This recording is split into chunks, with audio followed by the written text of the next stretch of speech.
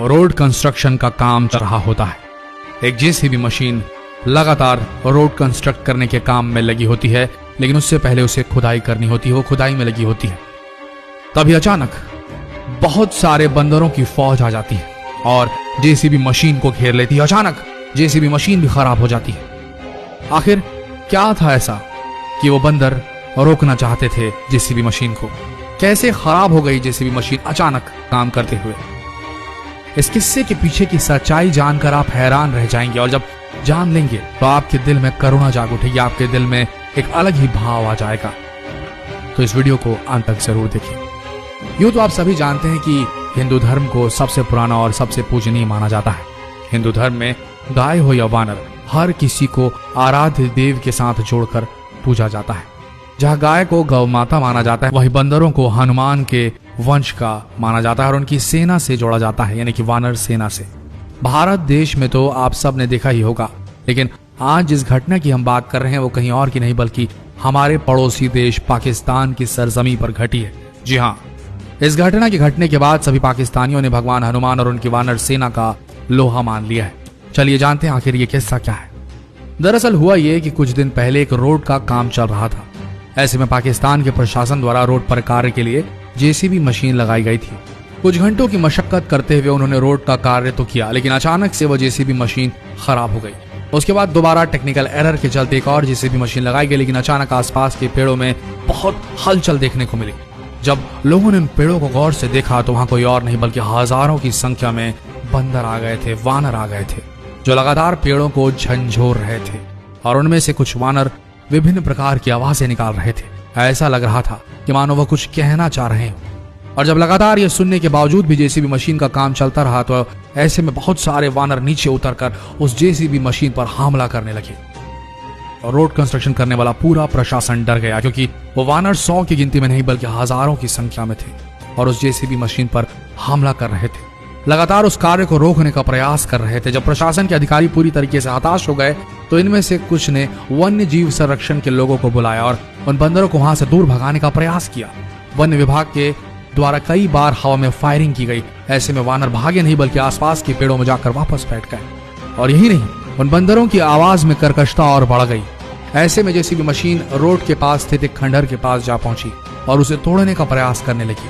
वो JCB machine लगातार कार्य कर रही थी। ऐसे में उन्होंने जैसे ही खंडहर को कुछ भी मीटर खोदा, उसके पास की दीवार गिराई, बंदरों की आवाज और ज्यादा भयानक हो गई और वो आसपास की दुकानों में उत्पात मचाने लगे।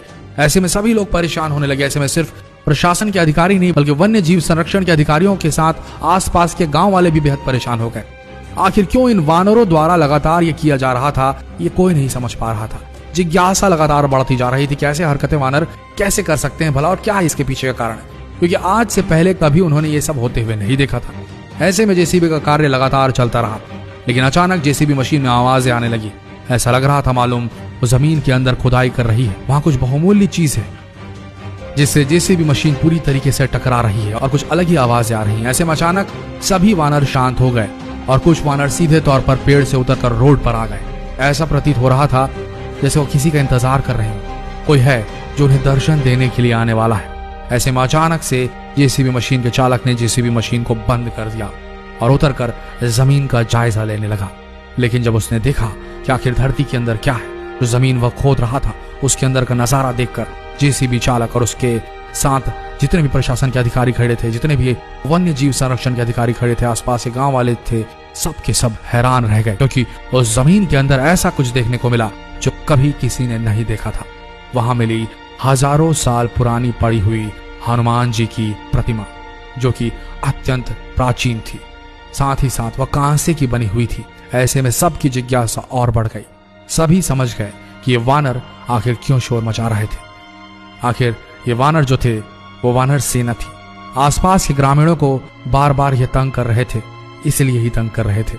जब प्रशासन के अधिकारियों ने उस मूर्ति को देखा तो वो समझ गए कि पास में ये खंडहर जो दिखाई दे रहा है वो हनुमान जी का मंदिर ही है। जिसकी खुदाई की रुकावट बने हुए थे ये वानर, वो कोई और नहीं बल्कि हनुमान जी का ऐतिहासिक मंदिर था।